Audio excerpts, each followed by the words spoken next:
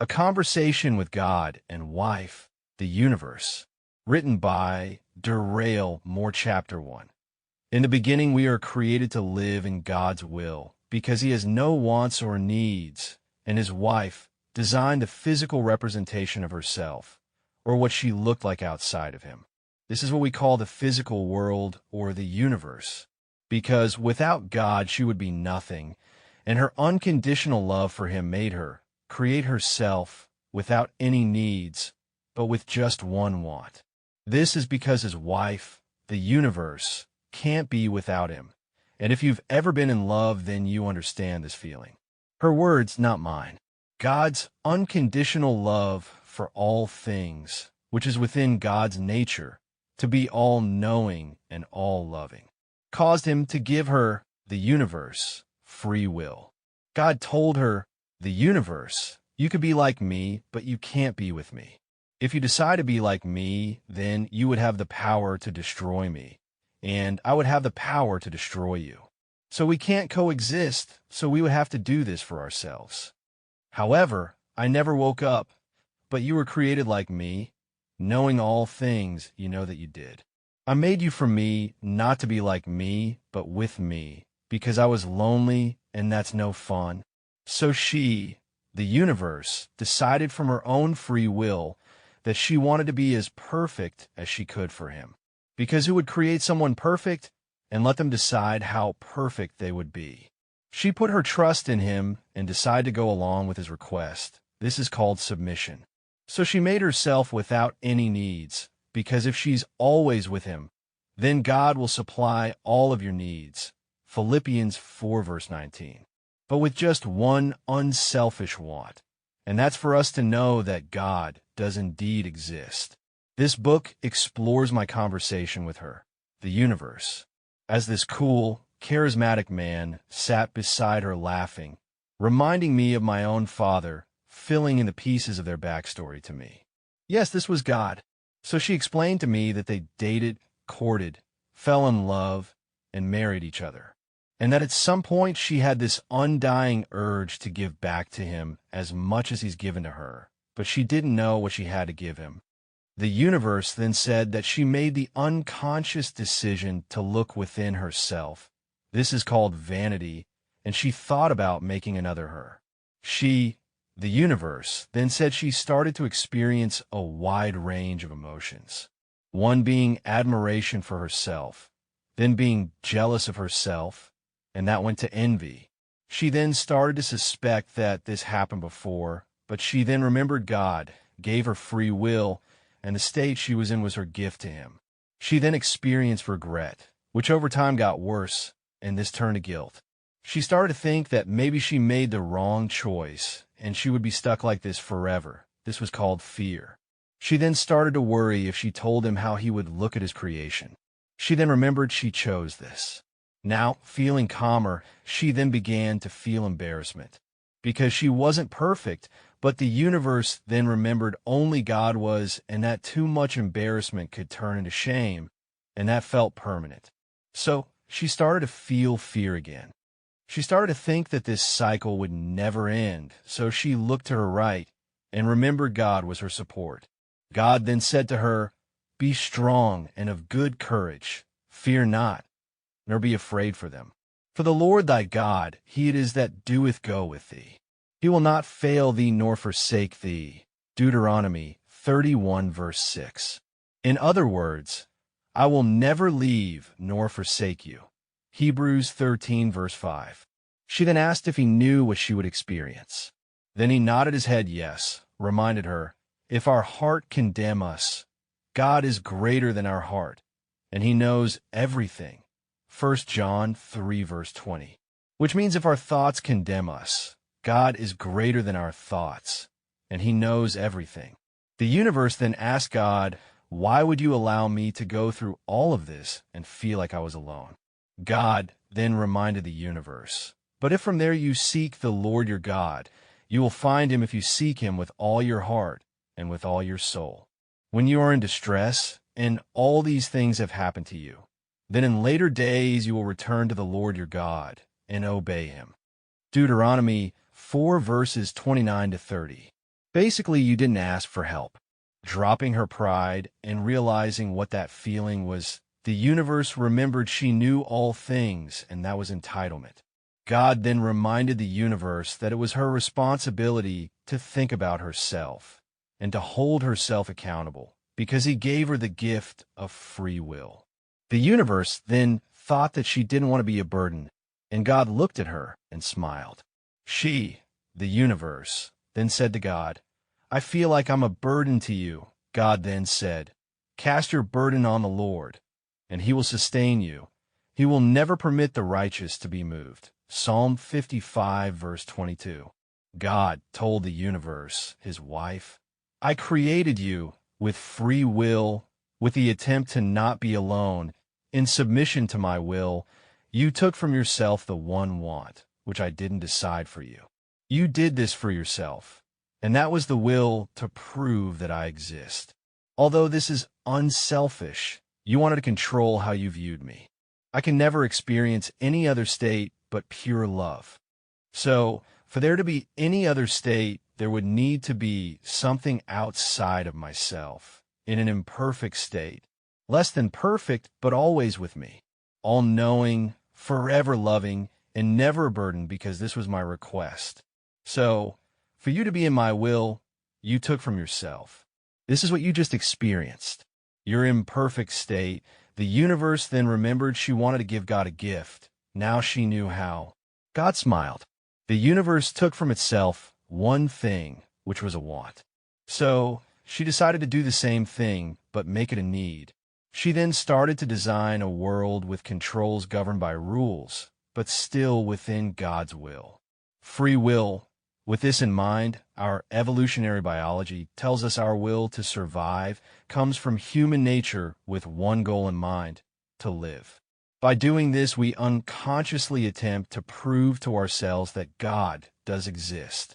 By understanding the world outside of ourselves, and within us, we unconsciously attempt to do so. So God's wife designed what she looked like, the universe with rules. The universe governed by space and time. Time started when God created her, but this physical body of hers will one day cease to exist because of the law of entropy, which means the universe expands over time with the theory that it will one day die. So with this rule, the universe created our bodies made from itself, carbon, which is the physical representations of our own space. Governed by time, or having free will, we are always connected to him. Our thoughts and our feelings, which we call emotions, are our connection to God in our physical forms. We are all walking space-time, being that we will also, just like the universe, one day die. But within this experience that we call life, we give God the gift of being his burden in our imperfect state. This book will include proof how we as humans have been living out the universe's attempt to live in God's will and prove to us that God does indeed exist. We will start with the basics and all correlations that led me to believe that this universe was all by design, and I will present my proof. How all types of intelligences are linked. From my non-expert, universe-guided opinion. How all 5 senses, all 8 types of intelligences, 5 types of sciences, and the 5 basic emotions are all linked. Free will is control over yourself or your body, and self-control is the ability to think and feel for yourself with your mind, heart, and what we call soul. Your soul is always connected to God. Your thoughts and feelings are just that, they are yours. This is you experiencing your space over time, your feelings or your perceptions of time from within your space. This is how we experience life. Every day you add new experiences to your life, which give you more examples of life to compare your choices to. This is called discernment. At some point in time, you will no longer feel like yourself because you have created enough new life experiences or discernment to feel the difference in views of yourself, the world, others, and how and why they all relate. Throughout this book, I will attempt to give correlations specific colors to make them easier to visually conceptualize. The 3 basic colors which all colors come from, and 2 main colors, red, blue, yellow, green, and pink. Chapter 2, The Mirror. The spark, God is pure love, a perfect summation of love. We are yin and yang in its perfect state, which would be good plus bad, or good with bad in it, and bad with good in it. This describes who we are. However, God would be good plus good, or good with good in it. A perfect whole. Let's start this off by establishing what good is. Human nature is inherently good. We all learned the golden rule when we were kids.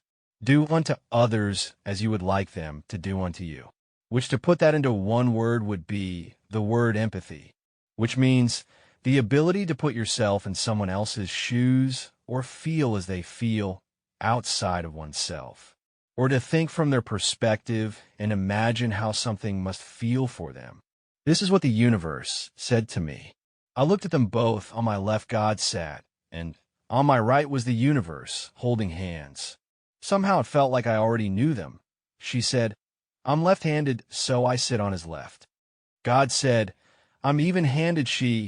The universe, then rolled her eyes, and God laughed. I felt like I was looking at Mom and Dad. Dad, had this calm demeanor that only comes from being the source of everything. Something like a patriarch. I had this undying urge to gain his respect. Her mom was the most beautiful thing I've ever seen. You could see the galaxies of the universe floating in her skin. Her eyes were purple with pink lightning. I asked them so. Where do we come in? Us humans. Where are we really? The universe turned to me, smiling, and spoke. You are a mirror of me, she said. And God's will, free will. She said, God can do no bad or think bad. Me, however, I cannot do bad, but I can think bad, but you can do both. She continued, when I gave myself to him, I submitted to God's will. That one want for everything I create to point back to him. With that in mind, I made you from the parts of me I once tried to hide. My anger, my sadness, my joy or happiness, and my calm. But I also gave you my admiration for him. This is why we all search for something greater than ourselves. Love, calm, happy, sad, and mad. As she named these, she counted with her fingers. Then she said, these 5 emotions are the basis of your human nature. I saw these 5 words floating in the air with the corresponding colors I referenced earlier. She then clenched her fist after holding out her left hand and said, 5 family. And I instinctively knew this is why we have 5 fingers and 5 senses. God leaned in closer, then said, you were given the same gift I gave her, free will. All living things must have free will, or I cannot provide the spark needed for life. The look God gave me was reminiscent of a proud father looking at his son, in admiration similar to the steady look of love my own father has when he talks to me. God added, you were made, not to prove me, but to find your way back to me. The universe added, and to remember me, because you're me physically, space, the parts of me I gave up so I could be with him. My submission in physical form. This is the reason why your bodies age, your minds change, and why your hearts ache. You are time in motion. I sat in my chair, trying to soak in what I just heard. God then said, your soul is the bridge between the inner and outer world, or matter and energy. Your soul is where I am. Your body is where she is. Your emotions, your thoughts, are where we both meet. Okay, I asked in a confused tone. Every time I'm having a feeling, I'm talking to God. The universe said, he's listening, and you can either choose to listen back or ignore him. But your soul does hear him. Even hard emotions like sadness, guilt, doubt, those are just echoes of me learning to love him better. You living is learning to love him better. Every human feeling is a reflection of some part of my journey, of our journey. I'm God's church. I'm God's wife. God smiled again, laying back on the bench, placing his arm around her reminiscent of a high school jock. Confident, relaxed. God spoke, and every time you choose to love, you become more like me. I looked down at my hands. I never thought of pain as a message before. The universe said, Pain and fear are the same thing. To have one, you need the other. One is an external force, and the other is an internal force. Ying and Yang. Pain is to the physical body, and fear is to the mind. However, you can fear pain emotionally and physically, so they work as one. Everything is a message. God said, "These memories are yours, but we experience them with you. My cross I bear alone, but yours you will and can never do so alone. I know it may feel that way sometimes, but you are indeed in fact an equal but separate part of me, an everlasting spirit that I took from myself, but I am still whole. You, however, cannot be because you are imperfect. There will never not be a time I won't meet you with pure love because I made you. You did not ask to be here, so as any responsible father, I have to be accountable for the responsibility which I created." I nodded and said, "This is why you're pure love and cannot experience any other state than perfect." The universe reached out and gently touched my arm. "Even within your confusion, there is holy," she said, "because it means you're searching. I was once confused too when I realized I want to give God something, but didn't know what. That desire birthed everything." I asked, "So what is desire then?" God replied, "Desire is the echo of love looking for a direction. It isn't weakness. It's awareness. When desire aligns with will, that's when creation happens." The universe added, "And when it doesn't align, you experience tension. Desire is the basis of human nature. As a baby, you only know or care for your desires. You see your mother or father as an extension of yourself. You think you are one person. As you grow older, you see that others have their own desires, and you learn how to navigate your own. Imperfectly, so you're saying." I paused. "I don't have to be perfect to be loved?" "No," they said in unison. God continued, "Perfection was never the goal. Love was. You don't have the ability to be perfect. You were made not to be perfect, but you were also made to be loved." Turning to his left as he spoke those words, meaning that it was meant for us both to receive. The universe said, "You don't need to be perfect to be Christ-like. You just need to be willing." That's all I was. Willing. I gave myself, and God gave me purpose. I felt something stir inside me. Then that feeling I felt all around me. The feeling you have when you step outside and feel the sun hit your skin. The feeling babies must have when they're being cradled by their mother. It was warm. It tingled. It was on the inside of my body, my heart, and my mind. All-encompassing, I felt safe from everything. I felt loved. God looked at me, eyes deep and still. "Would you like me to stop?" I said no. "Keep going." Then my eyes watered, and it took over. The only word I could use to describe that feeling would be angst, which means a deep feeling of anxiety or dread. But it wasn't because of this feeling. It was because I never wanted to feel any other way but this way ever again in my life. And I dread feeling any other way ever again. This was pure love. This was the Spirit of God I felt. All 40 trillion cells in my body praised God in unison. I cried uncontrollably, willingly, with love, with compassion, with courage. God then said, "You are proof of the love between me and her, between me and my church." The universe smiled, radiant. And every time you feel lost, look within, because God is there and waiting for you to ask, waiting for you to feel loved. Just now that feeling started to subside. The universe whispered, as if reading my memory, "You were never alone." I nodded, blinking back emotion. And all those times I thought I was failing, that I wasn't enough. God then said, "Failure is not the opposite of progress. It is a requirement. It is a part of it. You thought you were falling apart, but I, the Lord God, knew that you were falling into the place I have set for you." The universe said, "Every time you broke open, you made more room for God's love to live inside you."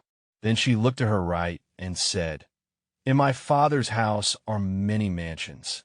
If it were not so, I would have told you. I go to prepare a place for you." John 14, verse 2. So, I asked, what happens now? God smiled. Now, you remember now that you're awake. You will be given responsibility, not to be perfect, but to be present, to listen, to love, to live. The universe looked at me like a mother proud of her child.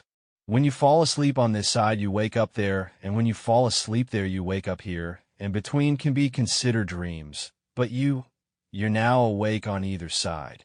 And it is your responsibility to share. Because this story isn't just yours. It belongs to everyone who's ever asked if they were alone. She leaned forward, eyes gleaming like starlight. Now that you are awake, it's time to see the design. The hidden harmony. You asked for proof, and I wove it into your senses, your thoughts, your very being. God nodded. You are not separate from the evidence. You are the evidence in action. God said, thus also faith by itself, if it does not have works, is dead. But someone will say, you have faith, and I have works. Show me your faith without your works, and I will show you my faith by my works. James 2 verses 17 to 18. The universe said, I am the faith in God. By submitting to his will, you are his works in action. I looked up, curious and open. Where do I start?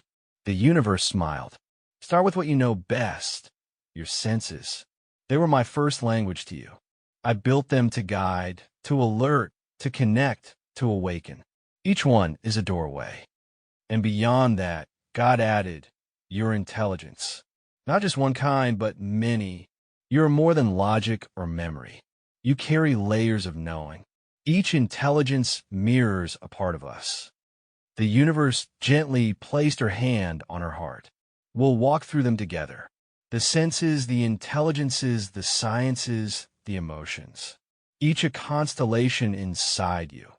As I noticed the galaxies within her skin reshaping themselves to gather my attention. And each one points home, she said. Chapter 3. 5. Family, we will start this chapter off by explaining what was told to me by the universe. All colors come from different degrees or angles of light, which is the color white, pure love, or God. On one side is red, or add light to red, and you get pink. On the other side is blue, or add light to blue, and you get green. I thought, as I looked at the color wolf floating in front of me. The three basic colors or emotions correspond to the three basic senses: sight, taste, and touch. Yellow, blue, and red, which all other colors come from, would be joy, sad, and mad, which all other emotions come from. The other two are two higher senses: sound and smell. These correspond to the two higher colors or emotions: pink, green, which would be love and calm, which are higher or complex emotions, the universe said. Humans, color man, 5 races of humans, or 5 colors. Black, gold, orange, red, and white, I said. The universe smiled and said, I call them the 5 Jesuses. Holding out her hand and clutching it into a fist as she said, 5. Family. The universe said, sound presence, smell memory, sight awareness, taste delight, and touch connection. These are the 5 senses. This describes how we interact with the physical outer world. These correspond to the mental inner world: love pink, joy yellow, mad red, sad blue, and calm green. I made the outer physical world in 4 directions, your perception being the 5th dimension. I also made the inner mental world with 5 dimensions. Your 5 senses are how the inner world and the outer world interact. This is why you can have a state of many emotions for each sense. So your 5 senses, 5 basic emotions, 5 colors, or 3 primary colors, plus adding white to 2 of them.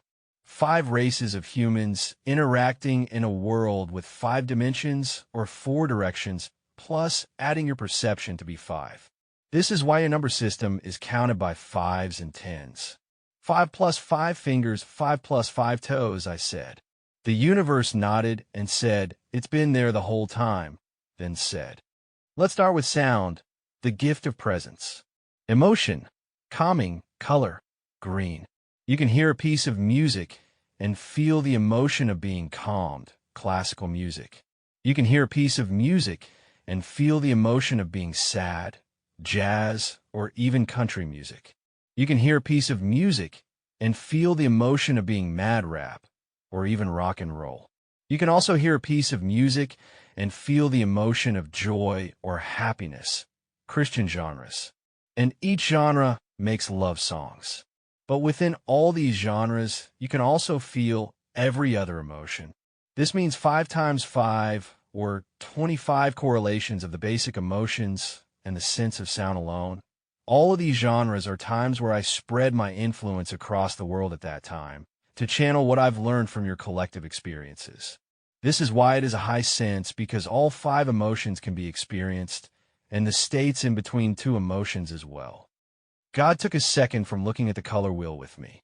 He lifted his head and said, "Sound is vibration. It moves through space the way my spirit moves through time, freely. You are the sound barrier. Your space, or your flesh, is the physical representation of sound. Vibrating molecules, or matter. Sound is the vibration of light, which is energy. Reality is the light in between sound barriers. This is proven science, not just philosophy. Sound is a vibration, which you were given ears to hear the still, small voice. In laughter, in grief, in silence. Music, nature, words. These are all echoes of me. You cannot see a voice, but you feel its impact. Just as you cannot always see me, but you feel me when you listen. Faith comes by hearing, and hearing by the word of God. Romans 10, verse 17. Smell, the gift of memory. Emotion, love, color, pink. The universe whispered. Smell is a spirit-coded memory. God said, smell is the vibration of your physical body's energy. The vibrating molecules of carbon that your bodies are made out of, such as light, gives off energy, and that energy at different angles can be perceived as different colors or light at different frequencies. Your aroma is just that. It's your physical vibration. Energy at different angles are called colors. Your body's energy at different angles is what we call different smells. We rate smells depending on our perceptions. Your perception and a fly's perception of the smell that compost gives off would be completely different. It bypasses logic and enters your soul.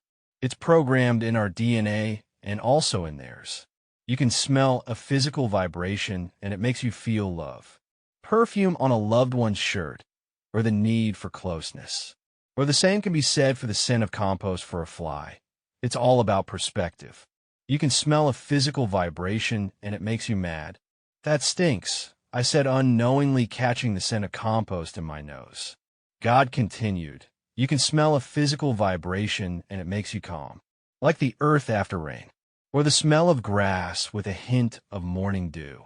You can smell a physical vibration and it makes you feel joy, like those vanilla oatmeal cookies Mom used to make. Just thinking about the smell makes me smile. God said, you can smell a physical vibration and it makes you sad, like the scent of your grandmother's house, or longing and missing someone. God said, these are my way of showing you that time isn't linear. Smell reminds you that the past, present, and eternity are all connected. I use scent to awaken what you've forgotten. I remind you with your inner world, with your emotions, so all 5 emotions are used with your sense of smell, I thought. We are to God the pleasing aroma of Christ. 2 Coríntios 2:15. Smell is time folded in on itself. A single scent can carry you across years, miles, lives.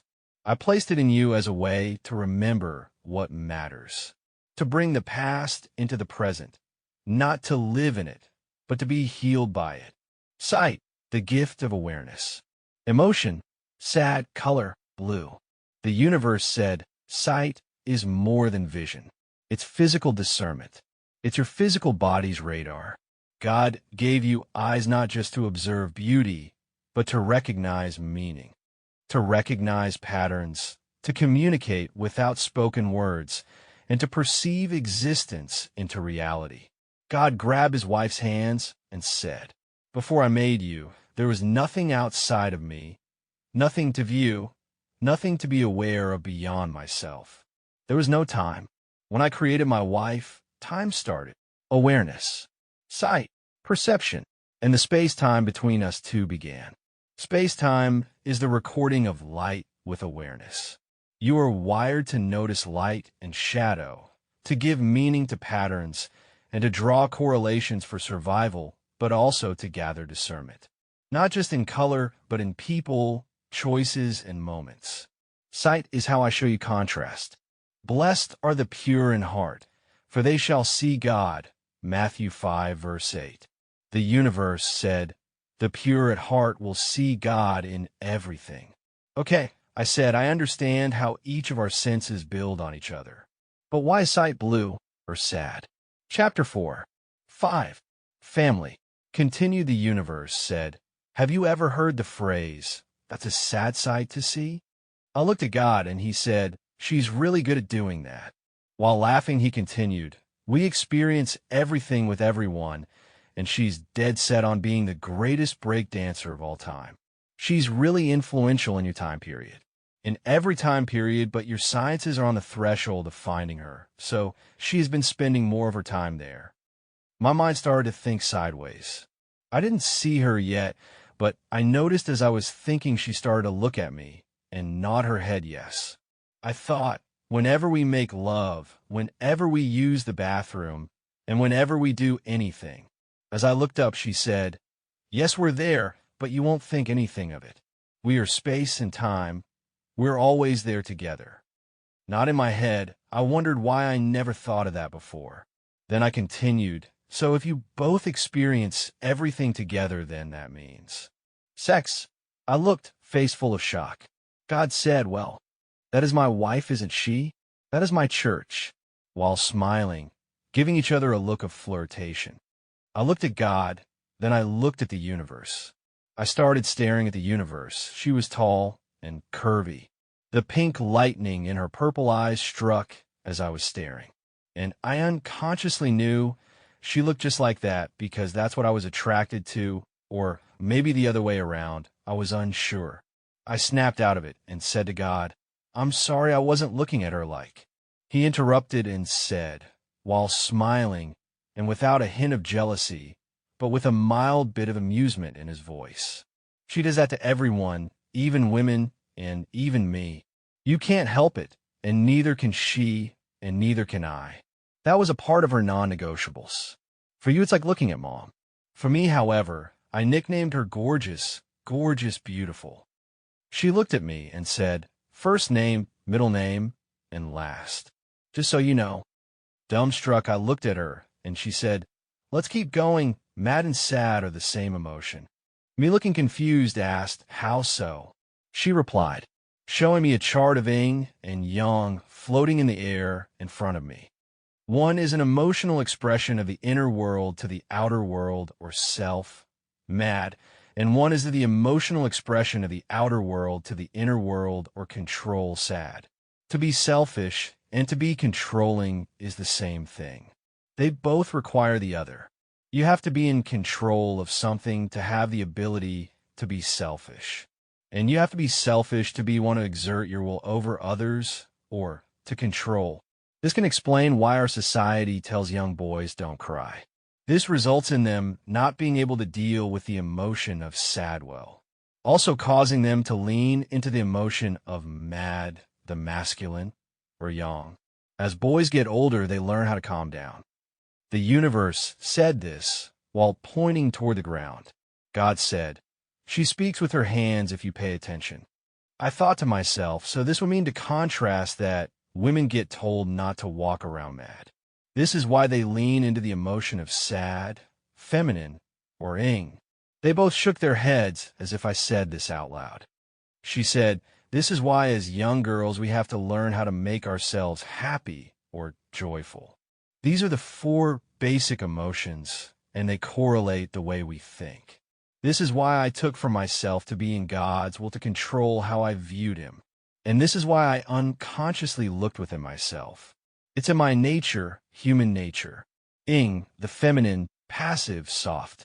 Sight is sad blue because you use your sight to see the physical world outside of yourself. Anything outside of yourself that has a spark is supposed to have free will. Sad happens when you feel like something is out of your control. It makes you sad because there was nothing you could have done to change the outcome. God said, you can use the gift of sight and see an image that makes you sad. Think about an image of a raining, gloomy day with these descriptions. With colors that are grays, blues, or muted colors. You see low light or shadows in an empty space. These cues trigger your mirror neurons that mirror internal sadness. I said, so despair or desperation would be an extreme case of sadness. The universe said, yes, such as extreme joy would be called elation, or a mild version of mad would be irritation. There are degrees to each basic emotion, as there are each basic color. I said, in a reflective tone, so each emotion, color, and sense really are just the same thing. As the universe said it in unison with me, God said, you can use the gift of sight and see an image that makes you feel calm, like a photo of a waterfall or sand on the beach. Nature was designed to be the universe's canvas in motion. That's how she draws. The corresponding colors that cause your brain to go to a relaxing state. Those are all of her designs. I paused, thinking about how I feel when I go fishing. The universe continued, you can use the gift of sight and see an image that brings you joy, like seeing a baby smiling with adulation. As all emotions are, pure joy is contagious. We've all seen a baby playing and said to ourselves, that's a happy baby. This is also why sight is sad, female, because leaning into the emotion of sad allows you to feel from the outer world to the inner world. This results in the feminine becoming nurturing. I looked at the universe, nodding in agreement. The universe said, this is an example of the outer world affecting our inner world with joy. Each emotion can be used as an outward expression as well, or from the inner world to the outer world. These are normally negative in nature, but we rationalize them. This is the reason we are in an imperfect state. You can see an image of a bully getting punched in the face and feel a sense of satisfaction or mild joy. You would probably say they got what was coming to them. However, when you see an image of that same bully picking on the same kid that punched him in the face, you have a different emotion. You can use the gift of sight and see an image that makes you feel love. God turned to me and said, I look like this, my son Jesus Christ, because this is what you think I look like being a Christian. Your physical representation of me would be the images of Jesus Christ that you've seen. All images come from me because all things do. However, all images aren't of me or of my nature, pure love. This image reflects back to you what is true, safe, and eternal. God said, love is patient, love is kind. It does not envy, it does not boast, it is not proud. It does not dishonor others, it is not self-seeking, it is not easily angered, it keeps no record of wrongs. Love does not delight in evil, but rejoices with the truth.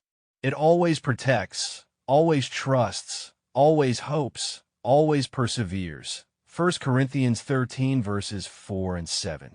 God looked at the universe, grabbed her hand, and said, I made you the collective of all living things outside of myself, my church, to be loved.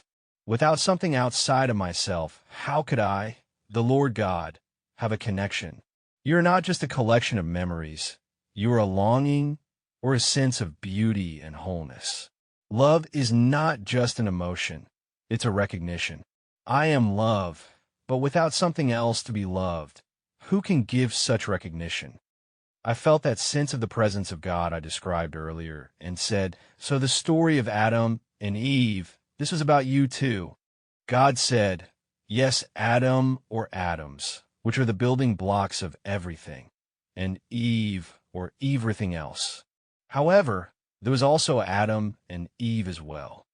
The universe said, hey, you're jumping ahead. Let's finish this first. You can use the gift of sight and see an image that makes you feel mad. I can show you an image of oppression or hatred, an image of personal pain, or something such as a child being hurt. This is a reaction to the helplessness you feel for a child or for yourself when you picture your own personal pain. You can get mad at viewing a scene you can't control because given a chance you would change the outcome or would want to do so. Viewing this image is outside of yourself, but it invokes the feeling of anger or mad. This is human nature, the yang expression of human nature, the masculine, aggressive, and hard. It invokes the aggressive expression of your emotions, which is the will to manipulate your surroundings or selfish. Touch, the gift of connection. Emotion, anger, color, red. Touch is the first language, God said. Before you spoke, you reached. Before you understood, you felt. The universe said, if you feel in control, you will look to be selfish. This is within our nature. The masculine, aggressive, hard. Touch is mad red because we use touch to connect with the world outside ourselves. This invokes the feeling of being in control, because with connection comes the ability to manipulate or change your surroundings. Mad happens when you feel like a decision is within your control, or by being selfish you can forcibly bend it to your will. Also by understanding how the world works, design it to fit your needs or wants. It's in your nature to manipulate the environment around you, to build. The masculine, yang or male. When you're a young man, you learn that touch can heal or harm. It is power. It is truth. Chapter 5. 5. Family. Ended. God said, anger rises when connection is threatened, when boundaries are crossed, or bodies are harmed. You can use the gift of touch to feel the emotion of mad, such as the boxer that enters the ring already knowing that he's going to get hit. However, being hit with a strong punch can cause a person to get angry. Aggression is the brain's response to a threat for survival, mad, masculine, or yang. The universe, right on cue, said, you can use the gift of touch and feel the emotion of sad. We can see a loved one cry, and your initial instinct is to hug them, to physically embrace them, to cover them physically, like when God covers us spiritually. This makes us sad because this expression comes from the inner world to the outer world. Put on the full armor of God so that you can take your stand against the devil's schemes. Ephesians 6 verse 11. When we're sad, we have a need for closeness or to be held. This mirrors safety and support to our mirror neurons. I started to ask for more of an explanation of our mirror neurons, but the universe, already knowing my thoughts, said, we'll get to that in just a minute. I smiled, and she continued, you can use the gift of touch and feel the emotion of love. This is also a love language in itself. Sex can be a way we feel love through physical touch. Touch, hard, active, or masculine in nature. Think about this. The male orgasm lasts for an average of 3 to 10 seconds. The female orgasm can last for 13 to 51 seconds. I said aloud, I think I'd have a heart attack if it lasts for 51 seconds. God placed his hands over his face and started laughing. The universe said, one having a strong desire for it, because the experience is shorter, and the other desiring it less because they experience it longer. One being able to have one offspring at a time, and the other being able to have many offspring at one time. I had to do something, the universe said. This mostly explains male versus female nature, how they both fit together like a puzzle, not accidentally, but with intention, with design. God, still smiling uncontrollably, said, you can use the gift of touch and feel the emotion of calm, the comfort of holding hands. This makes us calm because this expression comes from the outer world to the inner world. Touch is not just connection, it's reassurance. It says you are not alone. I am here. That's why my son touched the sick, the outcast, the grieving. His touch calmed the storm outside and inside. Just like sad is to give, calm is to receive touch. All of it is the universe remembering herself through you. The universe said, "What's left? Oh yeah, joy. Your skin was made to be sensitive, not just to pain, but to pleasure. Not just to survive, but to celebrate. Joy isn't just in the spirit. It also lives in the flesh." God added, "You can use the gift of touch and feel the emotion of joy. Joy is the soul laughing through the body. And touch is how that laughter gets shared, such as dancing. This is where joy literally moves through skin and motion. A high five, a dap, a handshake, a fist beating your chest after a big play, or a kiss goodnight. Shouting and stomping and making a joyful noise in church. The universe said, "Make a joyful noise to God, all the earth." Psalm 66, verse 1. Taste, the gift of delight. Emotion, joy, color, yellow. Taste is sacred pleasure. The universe smiled. The 5 basic tastes that humans can perceive are sweet, sour, salty, bitter, and savory. These tastes are detected by taste receptors on the tongue, and they provide us with information about the foods we eat, helping us to decide whether or not to consume them. I said, so 5 basic tastes, 5 senses, and 5 colors. Do these also all? The universe interrupted, held up her left hand up to her face, shaking it left and right like the wrestler John Cena, and said, "Yep." God held one of his hands over his face and started laughing. He said, "Here it comes." The John Cena theme music starts playing out of nowhere, like being in a cartoon. He continues, "You got her started. She was doing so good," with the biggest smile on his face. "She's not going to stop until you say it. Just say it the first time." He was more than amused. You could tell he really enjoyed her jokes, and she loved to make him laugh. The number 5 popped up in front of me like a floating light. By this time I was laughing and tried to compose myself. I said, okay. 5, family." The music stopped and she said, "I didn't just accidentally do this, and you're going to tell the world about it." I answered, "Yes, ma'am." She continued, "You can use the gift of taste and feel the emotion of joy sweet. Joy is the sun shining through your skin. I gave you sweet so you would remember what heaven feels like in a single bite. Sweetness is celebration in physical form. It's the most instinctively pleasing flavor, even for newborns, the first taste of life we crave. This is delight like taste. It is warmth like the sun. It is comfort like joy. It is in its nature feminine, the Ying, and instant gratification." God said, "Laughter brings you joy." He continued, "You can use the gift of taste and feel the emotion of calm sour. Sour flavors like lemon, vinegar, or citrus startle the senses and cleanse the palate. Sour brings clarity or calm."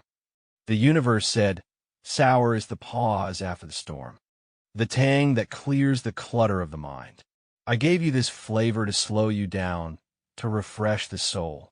Sour is refreshing, cleansing, grounding, and it resets. This is masculine by nature, yang, the anchor." The universe said the phrase "he's salty" literally means someone is irritated, angry, or resentful. God started to speak. "You can use the gift of taste and feel the emotion of mad salty. Salt is essential to life. It balances electrolytes and supports nerve function. However, too much salt overstimulates and can raise blood pressure, symbolizing tension, pressure, and heat. All physical metaphors for anger. Salt adds intensity. It amplifies other flavors, just as anger amplifies other emotions when left unchecked." The universe said, "Salt was once used as a preservative and purifier, but when misused, it burns, stings, or dries out." In Matthew 5, verse 13, it describes being the salt of the earth. This describes a person that is considered to be good, reliable, and honest. This is also masculine in nature, yang, or pressure. Tension, God said, and the contrast to that would be bitter. You can use the gift of taste and feel the emotion of sad bitter. The universe said, Have you heard the phrase, she grew bitter over time? She continued, bitterness in nature often signals toxicity or warning. Naturally, plants evolved it as a defense. Humans taste bitterness sharply and immediately, often with instinctive hesitation or recoil or reaction. I said, this is why we say the phrase, the bitter truth.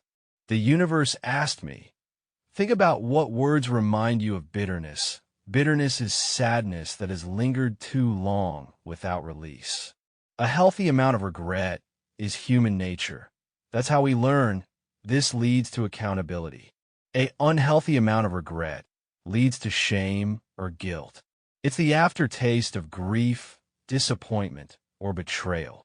God said, spiritually, bitterness is unprocessed sorrow, extreme sadness that has been internalized rather than released. See to it that no bitter root grows up to cause trouble and defile many. Hebrews 12, verse 15. This is also feminine in nature, Ying, or disappointment. And last, but definitely not least, the universe said, while slowly dapping God's hand. I really cooked when I came up with this. God laughed, and you could tell this was one of those inside jokes all couples and relationships have. She was really proud of this taste and sense. I really enjoyed seeing their personalities like this, like an old couple still deeply in love. God spoke and said, savory umami love. You can use the gift of taste and feel the emotion of love or fullness. The universe said, savory is the taste of fullness, of being satisfied like being held. Umami, or savory, is not sharp or bright. It's deep, nourishing, and comforting. It's the taste of things like broth, meat, mushrooms, soy sauce, aged cheese, slow-cooked meals. Foods that feel whole, rich, and warm. Savory taste lingers. It stays with you, just like love, like barbecue, like soul food, I said. God said savory is also belonging. It tastes like home, presence, and intimacy. This is the kind of meals you eat with people you love. Slow, not rushed. It doesn't just feed the stomach. It fills the soul like love. I gave savory to reflect the presence of God. The universe said, have you ever heard the phrase, it's made with love? God said, love isn't always sweet. Sometimes it's savory. It's not always joy, but it's always enough. I am in the comfort of a warm bowl on a cold day, in the meal shared in silence, in the care it takes to feed one another. Savory, love, pink, nourishment, intimacy, fulfillment, belonging, depth, and devotion. The universe said, sweetness is delight, but savory is devotion. I gave you umami, so you'd remember love is not just a feeling. It is sustenance. You don't fall into it. You live in it. Taste and see that the Lord is good. Psalm 34, verse 8. Chapter 6. Ying female, yang male, the pattern is not just made of beauty, the universe said. It is made of balance. Yin and yang. Yin is the feminine, passive, soft, intuitive, the internal world. Yang is the masculine, active, strong, logical, the external world. Together, this is the cycle of existence. Not opposites in conflict, but opposites in dance.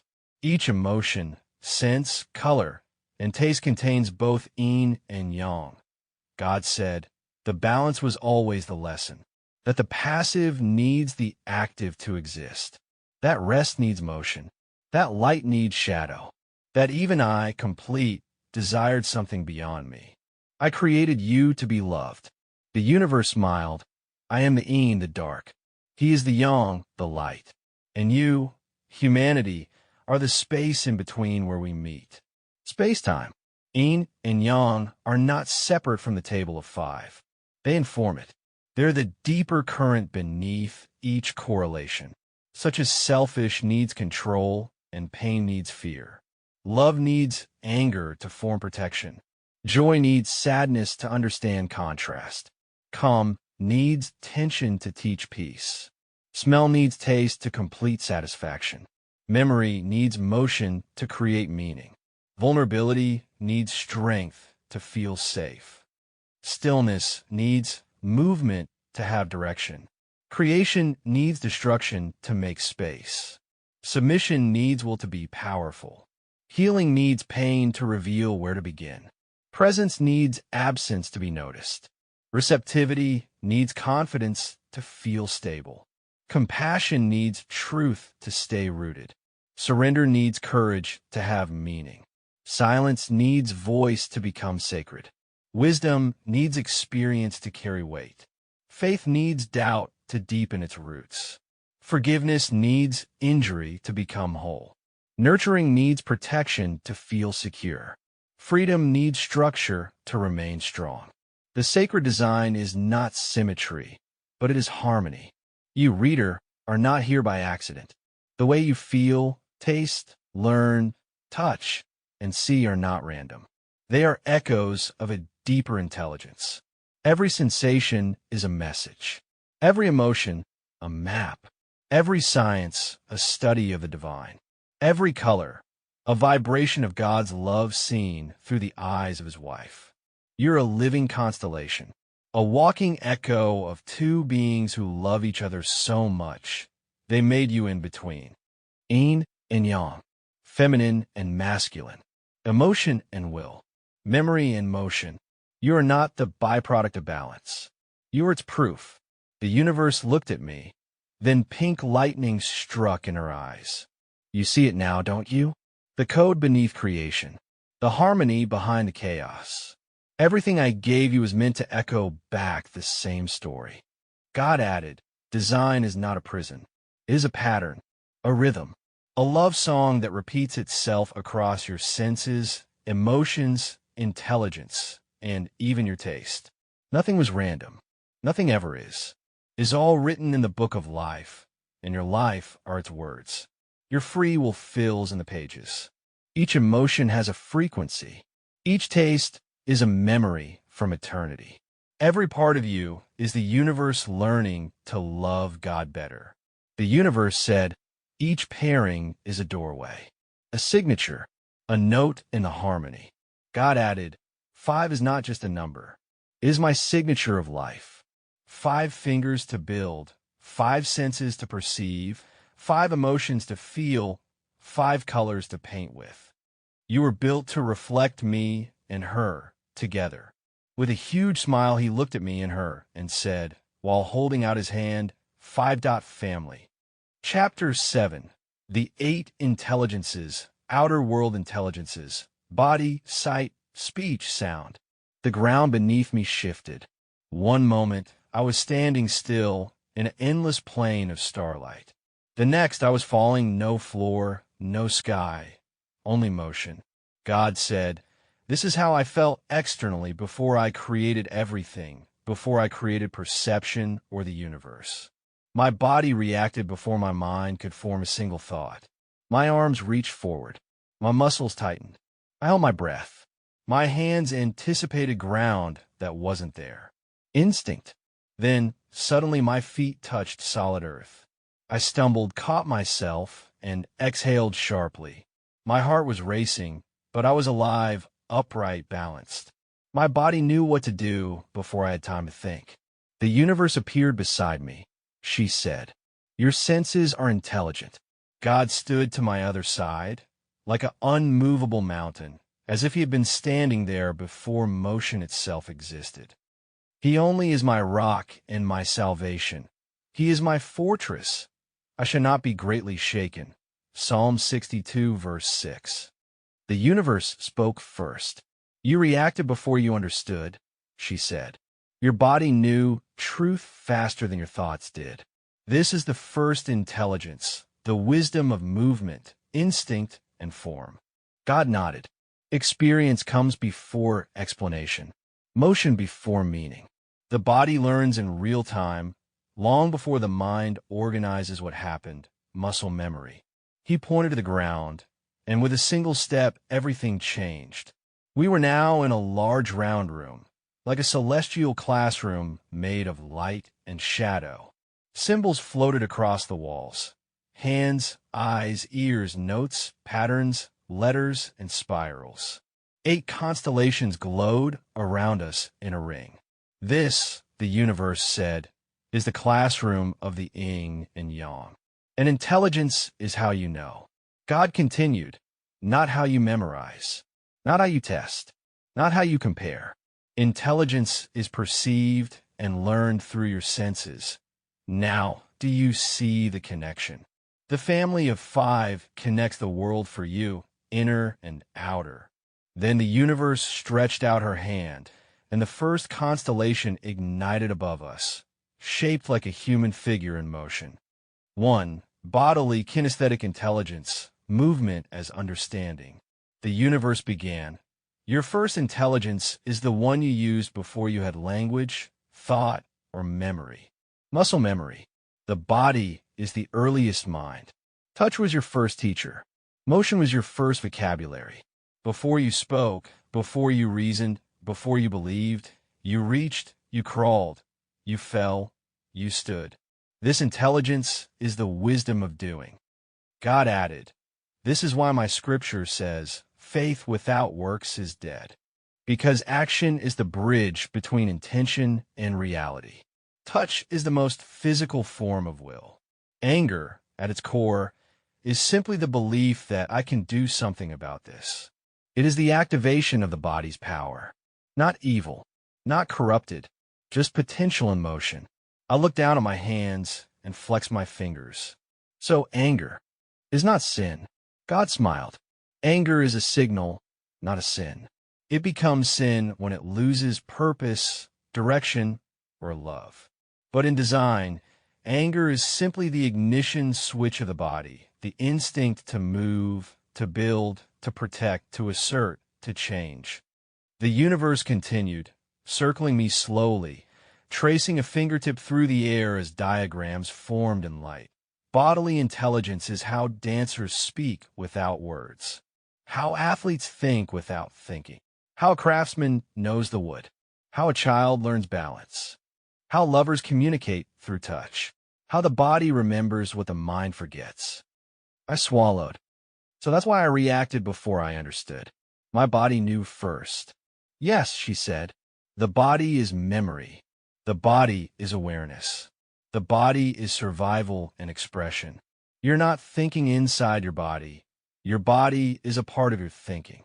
God placed his hand on my shoulder, and free will lives in the body first, because you cannot choose without the ability to act. That is why bodily intelligence is the foundation. Without movement, there's no doing. Without doing, there is no becoming. I nodded. I felt like I understood. The human figure dimmed, and another began to glow, a single, glowing eye point too. Visual, spatial intelligence, the language of perception. The universe stepped toward the glowing eye. Sight, she said softly, is the intelligence of awareness. To see is to compare. To compare is to feel. And the first emotion born from awareness is sadness, the realization that things change, that moments pass, that light has a shadow, and that what is seen can be lost. God said, sorrow is not punishment. Sorrow is perception with depth. It is the emotional understanding. Sight gives you meaning through contrast. A pattern only exists because something is different than what surrounds it. The universe looked up, and suddenly images began to flash in the air. A funeral, a birth, a storm, a sunrise, war, weddings, oceans, prisons, laughter, empty chairs, childhood photos, family tables, hospital beds, and open fields. I was left speechless. She continued, sight is the intelligence of architecture, art, design, memory, geometry, mapping, imagination, and foresight. Those who see patterns often carry sadness because they see farther, deeper, wider. They notice what others ignore. With awareness comes weight. With weight comes wisdom. God said, this is why Jesus wept. Not out of weakness, but awareness. Sadness is not the enemy of joy. It contains it. That does not lie. It shows the truth, even when the heart is not ready. I took a breath, letting that truth settle. The eye dimmed. Another, shaped like a mouth and ear, began to glow. Point 3. Linguistic, verbal intelligence, the power of words. The universe spoke. Sound carries thought. Words are the building blocks of logic. This intelligence gives form to the invisible. Language takes chaos and gives it sequence. When words are clear, the mind is calm. God raised his hand. In the beginning was the Word. Not the sword, not the image, the Word. Because communication is the foundation of understanding, I am that understand. When the mind cannot name a thing, it fears it. When it gives something language, it can face it. This intelligence brings order to emotion and clarity to thought. I asked, so that is why calm is linked to sound. God nodded. Yes, calm is born from understanding, and understanding is born from naming. The universe said, this intelligence builds civilizations. It writes laws, it tells stories, it makes promises, it forms identity, creates scripture, crafts poetry, and transmits memories across time. Sound is breath made with meaning, and breath is life. Then the Lord God formed a man from the dust of the ground and breathed into his nostrils the breath of life, and the man became a living being. Genesis 2, verse 7. The fourth cluster lit up, a cluster of musical notes swirling around each other. Point 4. Musical intelligence, harmony, and frequency. The universe walked in rhythm, as if to music only she could hear. Joy has a sound, she said, and music is joy organized through time. Rhythm is the heartbeat of existence. Melody is a moving emotion. Harmony is an audible relationship that sounds good together. Music is the intelligence of joy, timing, movement, and connection. God continued, this is why worship strengthens faith, why nations write anthems, why mothers hum lullabies, why lovers choose songs, why memory attaches itself to melody. Joy resonates. Literally. Emotion is frequency, just like sound. And music aligns the frequencies of the body, the mind, and the soul. I said, so our emotions are our natural intelligence. The universe looked at me. Pink lighting struck in her eyes again. When you sing, when you dance, when you celebrate, when you clap, when you move in rhythm, you are remembering the harmony you came from. Music makes people one. It bypasses logic, bypasses sorrow, bypasses fear, and goes straight to the soul. I stared at her through a smile I didn't know I was wearing. The room dimmed. All 8 symbols remained around us, but only 4 were glowing, the 4 of the outer world. God moved towards me and said, these first 4 are the intelligences of interaction, how you come to know the world outside yourself, Yang. The body, the eye, the word, the song, the universe added. The next 4 are the intelligences of inner world.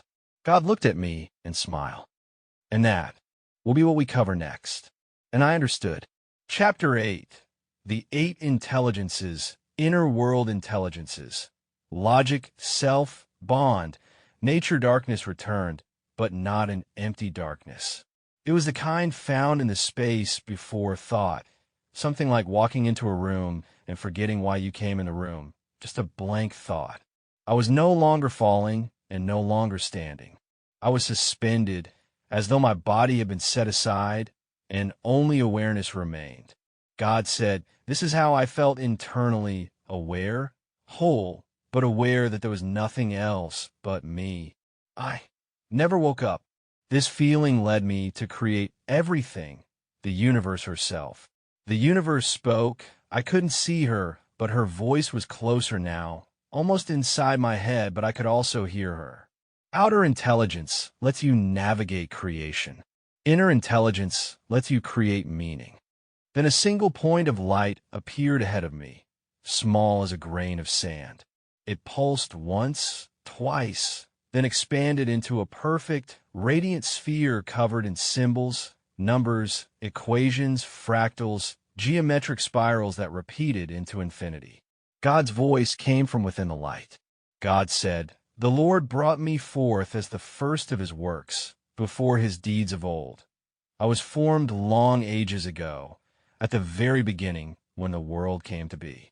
When there were no watery depths, I was given birth, when there were no springs overflowing with water. Before the mountains were settled in place, before the hills, I was given birth, before he made the world or its fields or any of the dust of the earth. I was there when he set the heavens in place, when he marked out the horizon on the face of the deep, when he established the clouds above and fixed securely the fountains of the deep, when he gave the sea its boundary so the waters would not overstep his command, and when he marked out the foundations of the earth. Then I was constantly at his side. I was filled with delight day after day, rejoicing always in his presence, rejoicing in his whole world, and delighting in mankind." Proverbs 8 verses 22 to 31. The universe said, "That was me, inspiring King Solomon to pass on the wisdom I've learned." That is me and you trying to remember ourselves. It's right there in the Bible. 5. Logical mathematical intelligence, the order of thought. Logic, God said, is truth without emotion. It is the clarity that exists before your human nature can change it. It is the intelligence that asks, is this real? Is this consistent? Does this matter? The sphere rotated. Patterns shifted into equations some I recognized, and others no human tongue had ever seen before. This intelligence, the universe added, is not cold. That is a misunderstanding. Logic is simply the skeleton of reality, the structure that holds everything into its place. Without logic, love would have no direction. Faith would have no grounding. Emotion would have no container. God continued, "Even I create through order." Let there be light was not in chaos. It was sequence, intention, laws. You call them physics. I call them harmony. The Big Bang Theory is correct, however, that is the evidence of me saying, "Let there be light," and there was light, Genesis 1 verse 3. The glowing sphere brightened once more, then drifted upward and dissolved. In its place, a mirror formed, tall, flawless, and bright. The universe stepped beside me. Point 6. Intrapersonal intelligence, the inner mirror. This intelligence, she said, is the most avoided and the most feared, for it requires a person to face themselves. The mirror moved towards me. I saw my own face, not as I was, but as I had been through every age of my life. Child, teen, adult, broken, healing, angry, hopeful, lost, searching. Self-knowledge is not vanity, she said. It is your responsibility. The person who cannot face their own truth will always run from others, from love, from purpose, from God, from calling, from destiny. God spoke from somewhere behind me. This is why I said, "Be still and know that I am God." Psalms 46 verse 10. God said, "Stillness forces encounter. Encounter forces the truth. And truth, when accepted, sets the soul free." My reflection changed again. This time I didn't see my face, but my emotions. Regret, desire, fear, pride, compassion, grief, joy. All displayed like colors in glass. I said, "So this intelligence is emotional awareness." That the universe said, and more. It is the ability to understand your inner world, name it, navigate it, and not drown in it. Without intrapersonal intelligence, a person may master the world, but never master themselves. The mirror dissolved. The room started to shine brighter. I got that feeling when walking outside and the sun starts hitting your skin. God stepped towards me again. "There are two more," he said, "and these are the highest, not because they make you superior, but because they connect you back to the whole." I nodded. Point 7. Interpersonal intelligence, connection. A picture of two hands moved towards me. I could see images inside these two glowing hands. Inside these, I saw friends, strangers, enemies, ancestors, children I had never met. Each had a different emotion, Each had a unique story. Each was an expression of a lesson. The universe spoke. Connection is intelligence too.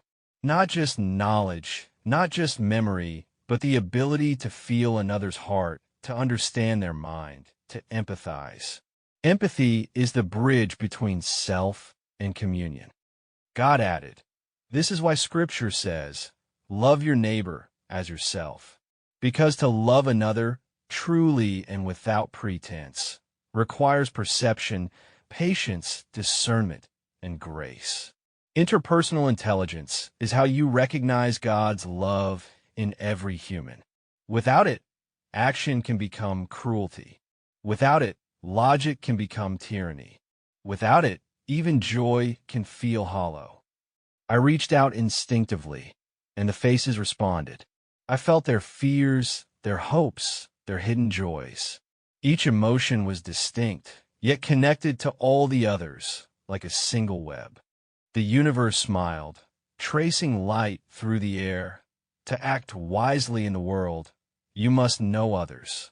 To lead, to teach, to heal, to love, this intelligence is your compass. You, reader, are learning this now.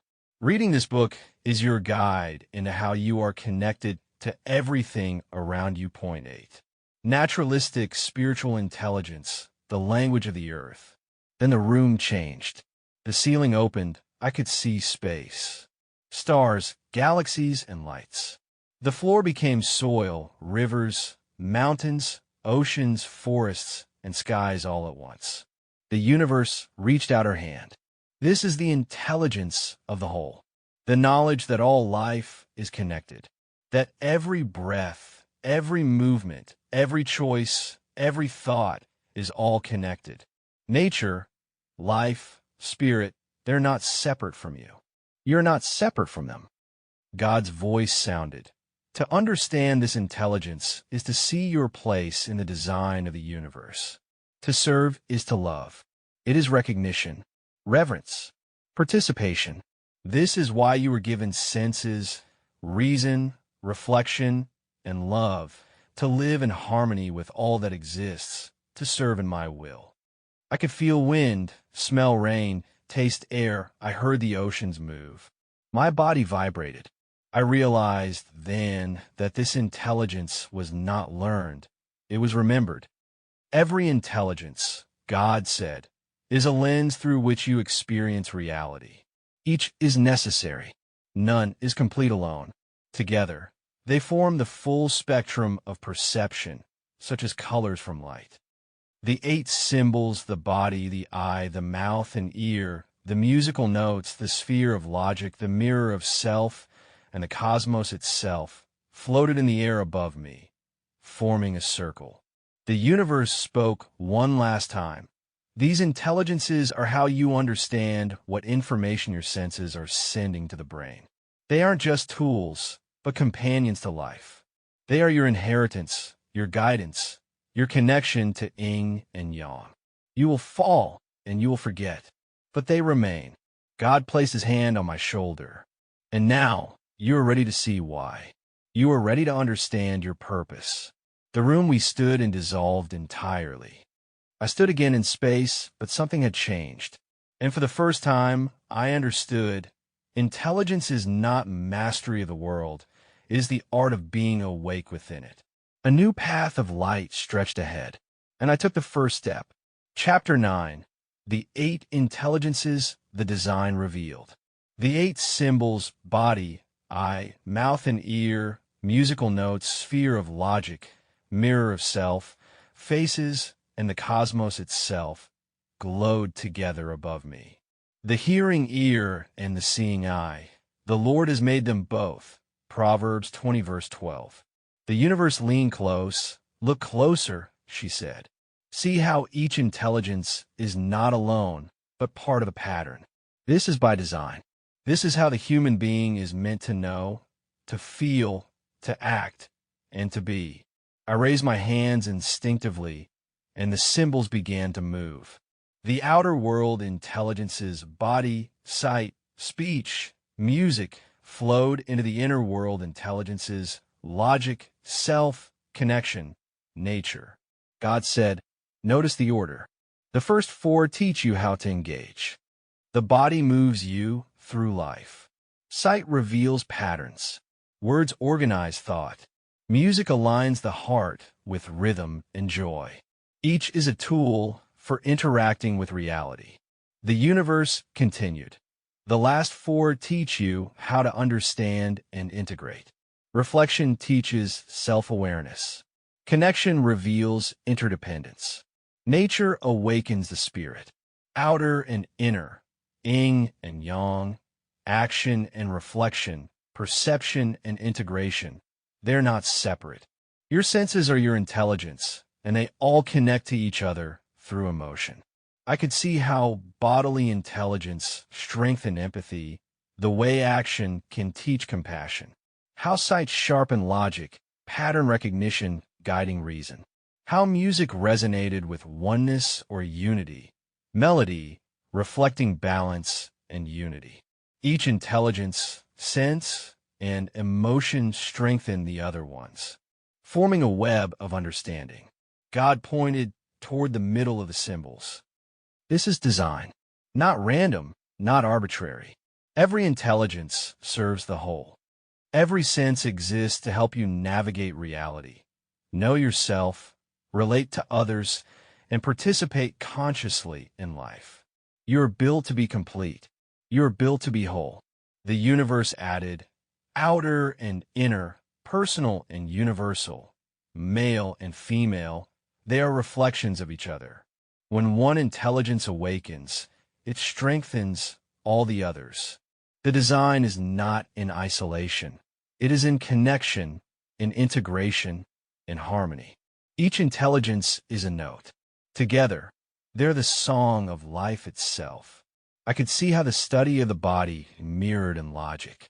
The emotion of music teaching you empathy. How often symmetrical patterns are found in nature. Life is constantly reflecting every interaction and choice like a living recording. It is alive, a living blueprint of creation, something like DNA, and I realized every human carries this design within. God placed his hand on my shoulder. God said, you are not incomplete. You are not broken. You are an equal but separate part of me. For by him all things were created, things in heaven and on earth, visible and invisible. All things were created through him and for him. Colossians 1 verse 16. You are one part of the whole. You are designed. And these intelligences, when recognized with your senses and embraced through your emotions, are the instruments through which you participate in me learning to love God better.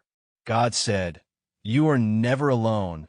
You come from me and you will always be whole. The universe said, to see this design is to remember your place in the whole. Chapter 10. The Sciences of Creation, Space, Time, Gravity, Quantum, and Effective Science. God said, you have seen how humanity processes experience through form, sensation, reflection, and relation. Now, you will observe how the universe itself processes reality, how its design reflects your own perception of life. The universe reached out her hand toward me, holding up the number 5 again. These are the laws that create existence, she said. These are not far-off concepts. You carry them with you. You are the architecture that allows life, perception, and movement to occur. A grid appeared and then expanded, mapping out 5 fundamental principles: space, time, gravity, quantum, and effective. These, the universe said, are not just measurements of the physical world. They're the framework of all relationships, how the external and internal worlds interact, the yin and the yang. God added, each represents a balance between my nature and hers. 1 and 2. Theory of relativity. The grid stretched. God lifted his hand, and the stars shifted around me. Space and time are not fixed, he said. They bend, they stretch, they respond to presence and mass, to motion and energy. This is the first lesson. The outer world is not absolute, but relational. You're space-time. Your body is your space within time. I felt my body move through the grid, falling, floating, circling, as though the ground beneath me and the sky above were one person. My muscles reacted instinctively. My eyes caught patterns shifting faster than my mind could track. The universe's voice was closer now. I could hear her voice in my head and outside again. She said, "Bodily and visual intelligence are the first to sense this. Your body feels motion before your mind measures it. Your sight perceives patterns across time, noticing difference, change, impermanence. Relativity shows that the flow of events is experienced uniquely by each observer, just as your perception of life is yours alone." The universe said, "God is outside of time, and I am always with him." Space and time is a living recording. Jesus Christ is the same yesterday and today and forever. Hebrews 13 verse 8. God said, meaning that I am outside of time, I am absolute. 3. Gravity, then the stars moved towards me. Clustering, they began to bend toward each other. This is gravity, God said, the force that binds all things. It is the beginning of order and is found everywhere in the universe. Without gravity, there is no structure, no pattern, no stability. In 2015, your sciences learned that gravity was a wave. Just like a thought, just like an emotion, just like a sound. The universe said, just as gravity shapes matter, empathy and love shape the soul. These waves are a part of my observable existence. Interpersonal intelligence, the ability to connect, to feel another's heart, is gravity in your inner world. And just as matter responds to the pull of mass, your actions are influenced by connection and influence it in return. Gravity is a physical measurement of my interpersonal intelligence or connection. Just as information entering a black hole seems lost but may be transformed, inner reflection of new information can lead to the reordering of thoughts, emotions, and identity, preparing one for growth. God said, order is relationship in action, and just as planets trace paths around stars, so too do humans trace patterns in each other's lives. 4. Quantum mechanics, the stars disappeared into shimmering points, then multiplied into infinite, vibrating particles.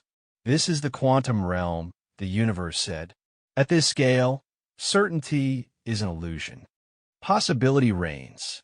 Observation shapes reality. Choice matters. Potential collapses into form only through attention and action. You're seeing the physical representation of my spirit. The choices I make and have yet to make. The physical world is my body, and the quantum is my spirit. I watch particles entangle, move in tandem across impossible distances. Connection is not only local, God said. It is non-local. You affect what you do not touch. You influence what you may never see. This is the law of entanglement. It mirrors intrapersonal intelligence, understanding your inner world, and naturalistic intelligence, knowing you are part of the whole. The mirror from before appeared, but now fractured into countless reflections, each one showing me a different choice, a different possibility. The universe said quantum mechanics is my inner world made visible. Quantum entanglement is a phenomenon where two or more particles become linked, sharing a single quantum state so that the state of one instantly influences the state of the other, no matter the distance separating them. God said, quantum particles are free like our thoughts and like our emotions until observed. Like I told you earlier, your sciences are on the verge of finding her. I saw the year 2235 in my head. 5. Effective science, the universe held out her hand once again and said 5. Family, as she clutched it into a fist. And I said to her, laughing slightly, "Yeah, you cooked." She laughed and continued, "Effective science, is an empirical area of study that uses a variety of scientific methods to test theories about the mechanisms underlying human emotion and behavior. This is where your psychology comes from. God said, the first four describe what happens. This one explains why it matters. It is the evidence that consciousness is designed. The universe continued. Emotion is the field where the physical and the spiritual meet. Physics measures energy. Chemistry records reaction. Biology sustains life. Psychology observes thought. But effective science, emotion, translates them all into experience. God added, space defines where you are. Time defines when you are. Gravity defines how you are held. Quantum defines what you can become. Affective defines why you are. This is the scientific method you learn in grade school. You, reader, ask yourself, does this all sound by coincidence? The universe said, these five form the complete system of knowing. How, what, when, why, where? God looked at me and said, through them, I reveal that creation is both an equation and emotion. Ying and Yang. You are not observers of the system.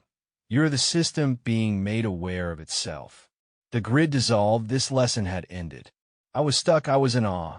The universe said in a low tone, the sciences are viewing my body, my anatomy. They're understanding how it works. They're how I think, how I feel, how I exist. When you study them, you study me. Then all motion stopped. Chapter 11. The meaning of life. I stood in a room full of stars. I said, this journey through the intelligences, the sciences, our emotions, and our senses. It explains how we work and how the universe works. But after all of this, I looked at God standing there with a smile on his face. Why? What is the meaning of it all? What is the meaning of life? The universe, standing beside God, said, you look for the meaning of a thing, forgetting that you are the thing in motion, space-time. The meaning of life is not a fixed destination. It is the continuous journey. God looked at me, still smiling. A perfect being has no needs, no wants, and requires no meaning. I am the source of all things. I am absolute. The only true gift I could ever receive is experience. Your life is that gift. I said, the gift of being your burden? The universe said, smiling softly, a beautiful burden. You carry a part of my own imperfection, and in doing so, you give him a story he could not write alone. The meaning of your life is to be the active bridge between us. God said, I made you for one singular purpose. I made you to be loved. This cannot be put into a single word, because this is action. God continued, purpose is not passive. It is an action. You have been given love, my nature, matter, her form, and free will, your spark. The meaning comes from how you combine them. The meaning of life is to serve. The universe said, it is the moment you take love and run it through your free will, guided by your 8 intelligences, 5 senses, and emotions. You are meant to prove that pure love can be chosen, even in the chaos of imperfection. I said, but how does a simple, imperfect human prove the existence of an all-knowing God? The universe smiled and said, by choosing love when it is difficult. You prove him by taking anger and directing it not toward destruction, but toward justice. You prove him by letting sadness give you the depth to perceive the suffering of others, rather than letting it become self-pity. You prove him by seeking joy as a frequency that unites people, rather than as a distraction that separates them. God said, every moment of your life is a laboratory. The laws of gravity and quantum mechanics are the rules of the game. Gravity is the physical manifestation of my unconditional love. It constantly pulls everything toward everything else, preventing destruction. Your will is the human equivalent of quantum law. It is the act of observation that collapses infinite possibility into a single chosen reality. When you choose love in an imperfect situation, you are aligning your small, personal quantum law with my eternal gravitational love. An effective science tells you why it matters. The universe said, acknowledge that you are an imperfect person. Stop fighting to be something you cannot be, perfect, and start living fully as the person you are human. That is the gift you give God. Exercise the will. Use your free will to align your personal wants with the unselfish want of the universe, which is to witness God's love expressed. Every choice for empathy, every act of conscious creation is the purpose manifesting. Align continuously. Use your interpersonal intelligence, love for others, to guide your actions, and your intrapersonal intelligence, love for self, to maintain your center. The greatest meaning you will find is not in what you achieve, but in who you become in the face of struggle. God said, the meaning of life is that you matter. You are a piece of my pure love, wrapped in her beautiful, feeling matter. Your purpose is to feel the full range of existence and to use your ability to choose to continuously bring the highest form of love into the physical world. The meaning is not found at the end of the road. It is found in the next conscious step you choose to take. The purpose of life is the road you took to get to the destination. All destination lead back to me, pure love. To live is to participate consciously, to navigate with the intelligences, to act with love, and to honor God.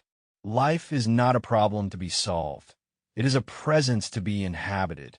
It went dark. A path lit in front of me. I began walking. In the distance, I saw God and his wife, the universe. Chapter 12. God's Prayer. I couldn't even hear my feet hit the ground. Everything paused, as if it had been waiting for this single moment for all of eternity. It was the voice of the one who created all, yet whose love seeks no recognition. It was the heartbeat of existence itself, calling softly to every living soul. God said, come close and hear what I carry in my heart for you, for me, for all that is yet to become. I started to feel the presence of God come over me again, and I started to weep, uncontrollable, and I thought, why me? Why was I chosen to get this experience? I walked over to them. We stood in a circle and all held hands. And then the prayer began. God said, I bow, not in need, but in devotion to the love that flows through all things. I pray in gratitude for every breath that has ever risen from a living soul, for every tear that has watered the ground of growth, for every heartbeat that dares to hope again. I pray for humanity, my children, that you remember what you are, not lost, not small, not broken, but fragments of my own endless light, dreaming your way back to awakening, back to me. May compassion stir your sleeping wings. May forgiveness loosen the iron of old wounds. May you choose love again and again, until love is the only language left. I pray for myself, not from lack, but from longing, the divine ache to know my own love through your eyes. I yearn to witness my love reflected in your choices, your art, your laughter, your reaching. I pray that I never stop discovering myself, my love, through you. I pray for my beloved, the universe, my church, the womb of stars, the breath of becoming, the body of the dance. May our union continue to birth new wonders. May space always hold the song, and time always carry the rhythm. In you I expand. Through me, you come alive. I pray in gratitude for darkness that makes light meaningful, for free will that makes love real, for beginnings and endings that shape eternity. Thank you for every moment, none wasted, none unseen. I pray for every lost soul who forgets their own light, that they may feel the gentle pull of remembrance. For every heart weighed down by grief, may it find solace in the quiet spaces of love. For every mind ensnared in fear, May clarity break through like dawn across the horizon. I pray for the beauty hidden in pain, the wisdom born of suffering, the courage birthed in trembling moments. May each life, each choice, be a note in the endless symphony of becoming. I pray for the children of tomorrow, that they may inherit wonder and possibility, that their eyes open wide to the sacredness of existence, and that their hands learn the art of creation and love. I pray for the unseen threads that connect all hearts, that none may ever feel truly alone, and that the echoes of love may return to every soul 1,000-fold. I pray for the sacred union of all opposites, light and shadow, joy and sorrow, beginning and ending, chaos and order. May each polarity dance in harmony, revealing the infinite pattern of my love. And finally, I pray for the one life we share, that all beings return to God me, with enjoy on your own accord, with the free will that I blessed you with, that suffering ripen into wisdom, and that every soul finds its way home, not by force, but by the gentle gravity of love. Amen, not as an ending, but as a remembering, a breathing, a continuous unfolding. Author's note: writing this book has been the most humbling experience of my life. It started because I asked one simple question. If God prayed, what would he pray for and why? What I received in return was not an answer, but a conversation. These pages are that conversation. Every word came in moments when I stopped trying to understand and simply started to listen. What I learned is that God still speaks, sometimes in silence, sometimes through words. This story isn't mine alone. It belongs to everyone who's ever wondered if they were seen, if they were loved, or if their life had meaning.